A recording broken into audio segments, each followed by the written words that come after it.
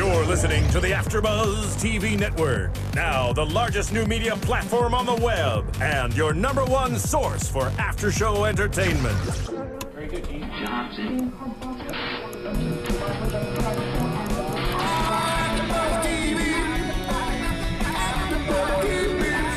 The AFTERBUZZ Studios in Los Angeles, California. Presented by Maria Menounos and streaming live thanks to Akamai Technologies. This is AFTERBUZZ TV's The Voice After Show. We'll break down tonight's episode and get you all the latest news and gossip. And now, another post-game wrap-up show for your favorite TV show. It's AFTERBUZZ TV's The Voice After Show. With over 25 million downloads each week, this is your home for all your post-show recaps, analysis, and interviews. This is AFTERBUZZ TV. I'm Christian Rosenberg with a very special edition of The Voice AFTERBUZZ. Joining me on the phone right now, a very talented, very lovely young woman who powered her way all the way to the final 10 on this season's The Voice. Ms. Bria Kelly is joining me on the line. Bria, how are you doing? I'm doing great. How are you? I'm doing fantastic. Thank you so much for taking the time to chat with us today. First question right off the bat. If you were told that you can only have one kind of cheese for the rest of your life, which one would it be? Smoked Gouda. Smoked Gouda. Now, why that one over the others? Yeah. I personally go with pepper jack.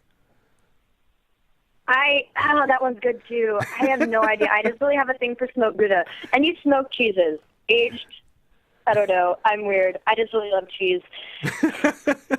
No, I know it's because, you know, your Twitter page, which is just blowing up. I think you got over 45,000 something followers now.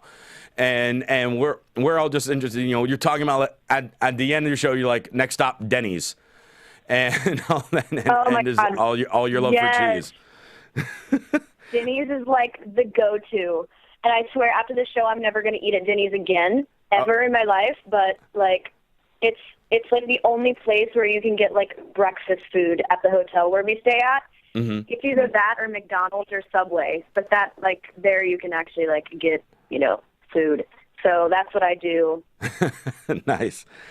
So you obviously had a tremendous run, tremendous experience on The Voice, but you also, not so long ago, had a pretty good run on America's Got Talent. So you're one of the rare breeds that's actually done well on two different singing competition shows. I was wondering, which one did you feel was the more rewarding experience between the two?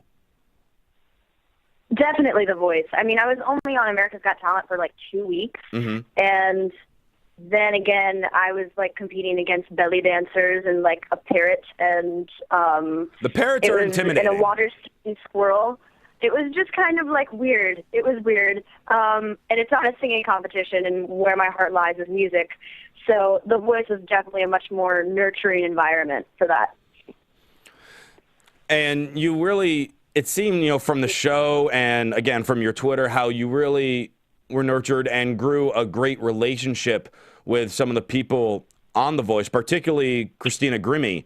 It seemed like you and Tess, I spoke with Tess last week, and she was talking about the relationship that the three of you have had. I was wondering, you know, how did that really come about? How did you just instantly seem to connect with them? All right, well, here's the story of me and Christina. There was one day where I was sitting outside, and she was sitting outside, and, like, before blinds at this hotel, like, there's 128 people scheduled to, like, audition for the show. And so everyone was sitting outside, and it was kind of like this big kumbaya type of thing where everyone was singing.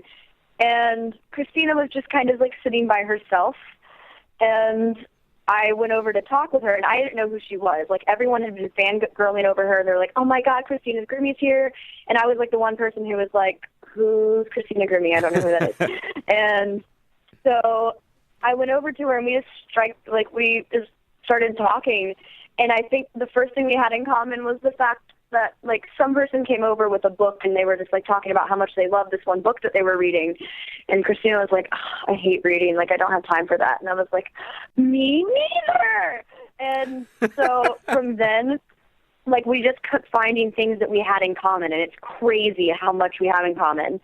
And it's it's great. Like, our relationship is, like, one of the best I think I've ever had with anyone. Like, out of all the people that I've met and all the friends that I have, like, she is hands down my best friend in this world.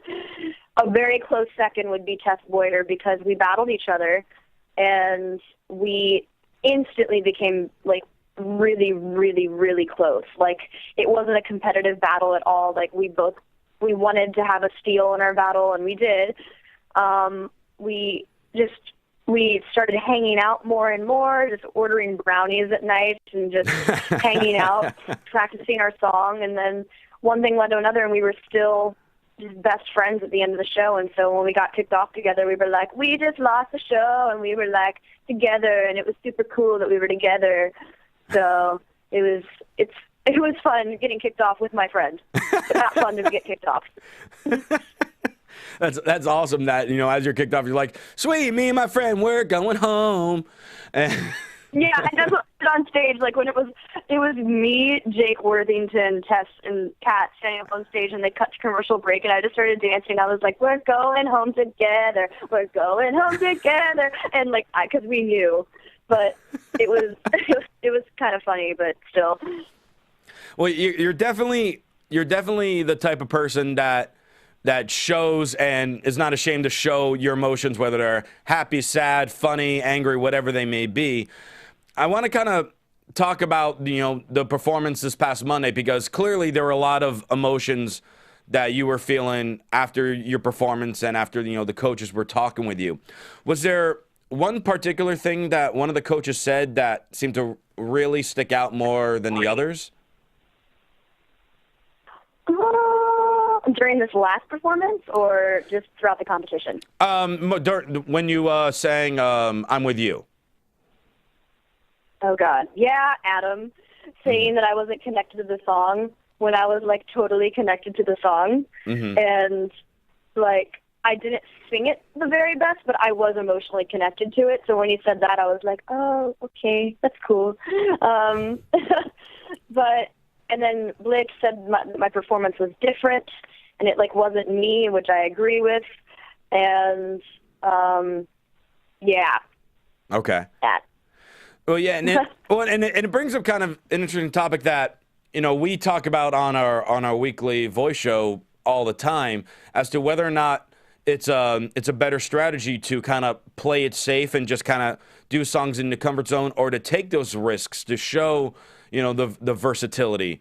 In your opinion, what do you think is the better option of something to do week by week? Kind of stay in a similar genre of what you're kind of known and what your strengths are, or to show that, hey, I can surpass and enhance in other styles of music as well? Yeah, I think it depends on the type of risk you want to take. Mm-hmm. I feel as though if the risk you take doesn't live up to the greatness that you've already shown on the stage, you shouldn't take that risk. I don't know, if the risk you want to take, like, is something so cool and so unique and so different that you just, like, have to show it, then show it, you know? But I feel like staying true to who you are at the same time is definitely something to keep in mind, like, at all times. Let's talk a little bit about your coach, Mr. Usher. I mean, yes, you're kind of getting to work with one of the most popular, if not like the most popular R&B singer on the planet. I mean, what kind of experience was that? And was there, like, a particular moment that you had with him, whether it was, in rehearsals or after, your last day? Like, was there a specific moment that really stands out more, or something that he specifically said to you that stands out more than anything else? When he said, "Ladies and gentlemen, we just heard The Voice," during my blind audition, that was, like, that got me. Since then, like, there's a bunch of stuff that we, like, say to each other. Like, we have a big brother, little sister type of relationship, which is, it's really nice to have in a coach. The one thing he said during one of our reality days where we like practice the song, you know. He like they didn't air it, but he was like, I really want you to do good on this song because you're my baby. And I was like, oh, and it was super cute. We just have like this great relationship, and he's such a nice guy, and we have a lot of fun. And at the end of the day, he also knows everything there is to know about the music industry, which is great. Yeah, and then your fan base, which is like growing by the second. When you unfortunately were sent home, all of a sudden I was like seeing on Twitter and YouTube and whatever it may be, things were exploding. There was like a Bria Kelly Day. I had people tweet me these like thank you cards, or like saying like, we love Bria cards. Please like click to sign these cards. Thousands of people have already signed them. And it was like, what is that? Like, how overwhelming is that? It's super overwhelming. I don't know. That happened the day after I got kicked off, I think. Yeah. And it was nuts. I was like really confused and really humbled at the same time. I was like, why do I have my own day? I don't like, are people like, do I have school? No. But can we make it a national holiday? Can we do that? No. I was really excited that happened, and it was really, really cool because everybody started writing Bria like on their wrists, like Bria Kelly on their wrists, and that was kind of like the symbol of Bria Kelly Day. And it was super cool. Yeah, that's all. I'm waiting for me to get a day. I'm waiting for the Christian Rosenberg Day. Where's mine? Yeah, I know. I'll let people know. I'm sorry. I appreciate that. Thank you. And you're kind of talking about your school. Now you're gonna have to make the transition because you're getting ready to go back to school, correct? Yep. I mean, what are you?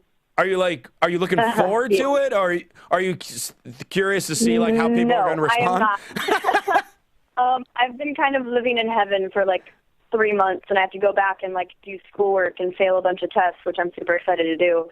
But it's just high school kids can sometimes be catty and like I don't know. I don't know how the people in my school are going to react to me being there, and I'm kind of nervous for that. But at the same time, like I'm excited to be with my friends again and just to be there. But I'm super excited to graduate because I feel as if I have already graduated in a way because I've only been at school for like a total of 2 months this whole entire year because we've been in LA for so freaking long. Sure. So I feel as though like I've already kind of left, and then it's like, oh, you're thrown back into the grind and you have to go back to school again. And it's kind of confusing and kind of weird because LA feels like home to me now. But we'll see how it goes. Well, now that, as graduation approaches, let me ask, are you planning on then when you're done kind of move back to LA and continue the pursuit of singing, or are you thinking of going to college? Yeah, I've thought about the college thing. I think I'm going to ride out this voice thing for maybe a year and see if I get picked up and get to be able to do anything. Okay. And if not, I definitely want to go to college within a year or so. You think you're going to major? If you go to college, you think you're going to major in singing, or you think it might be something else? No, definitely graphic design. Oh, nice. Very cool. Yeah, I'm really into art and photography. Like my photography is like my other job that I do here at home. And other than that, I do graphic design, so that's what I would want to go to school for. Gotcha. Well, let me ask you this. The $1 million question: who do you think is going to end up winning this thing? Now we're down to 8. The final 8 begin to perform tonight. Do you think it's Christina's to lose, or do you think someone else is gonna kind of pull through? Christina's going to win, but I think she should watch out for Cassandra because Cassandra is a beast. She truly is. I'm voting for Christina and Josh, and I'm going to vote for everyone tonight. But It's just like Christina's my best friend, and Josh is on Team Usher, so obviously like those are my first 2. Okay. Well, very nice. Well, Bria, thank you, so much for taking the time to sit and chat with us today. Anyone who is not following Bria, shame on you for one, but you can follow her on Twitter at Bria Kelly. And Bria, next time you come to LA, make sure you kind of, swing by our studios here. We'd love to have you here, interview you in person. Maybe you can even perform here. That'd be awesome. Awesome. Yeah, that'd be a good time. All right. Well, Bria, thank you again so much. And I can't wait to see you on the finale. Again, that's Bria Kelly, ladies and gentlemen. You can follow her on Twitter at Bria Kelly. You can follow me on Twitter at CRosieVOC. And for all your AfterBuzz TV updates and news, you can follow them on Twitter at AfterBuzz TV. Bria, once again, thank you so much. Thank you all for tuning in. Make sure you check out all the other great Voice AfterBuzz shows. And until next time, I'm Christian Rosenberg. We'll see you later.